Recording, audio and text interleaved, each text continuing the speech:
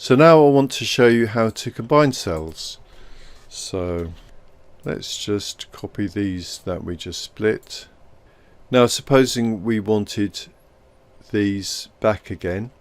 There are various ways you can do this. The way I quite like, which is, once you know it, is so simple, is to do equals, select the first one.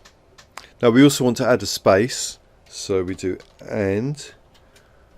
and then we want to insert the space, so we do inverted commas, space, inverted commas, and then we do and again, then we do left arrow, and then enter. Perfect. And then copy and paste. Very easy. We can also use the concatenate command.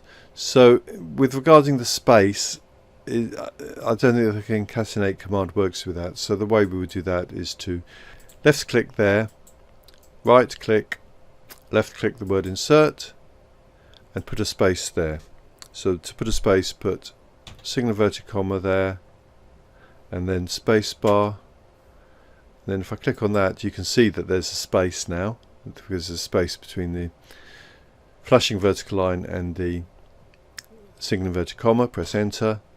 You can't see it there, but it is there. So let's copy that down. Copy, paste, so we can paste it a long way down in case we add other things there.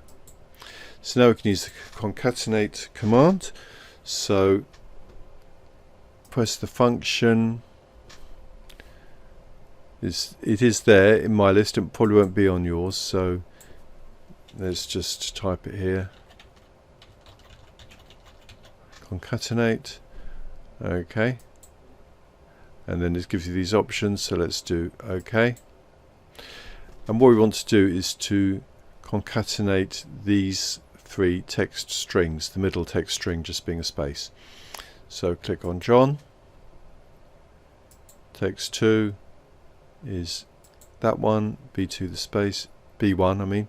Now click on the text 3 box and click on Smith. Now click on OK. And it has done it properly. Let's just make this a bit bigger so you can see what's going on. And now I can just drag that down. And you see it does the others.